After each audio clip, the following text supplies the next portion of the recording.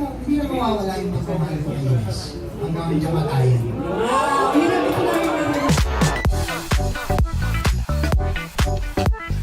Siguro sa kanya, ikaw ang karma niya.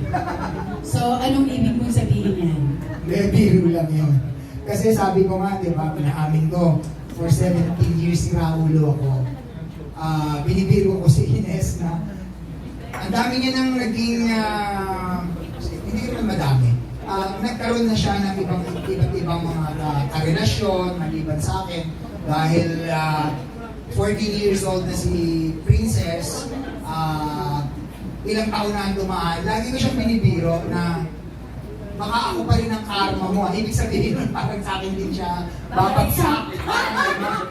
So, Posible ba? Posible ba? To be honest, hindi ko masasabi ng tapos kasi mahirap di ba? Pero masaya kasi kami ng ganito Nakasupport ako kay Ines all throughout.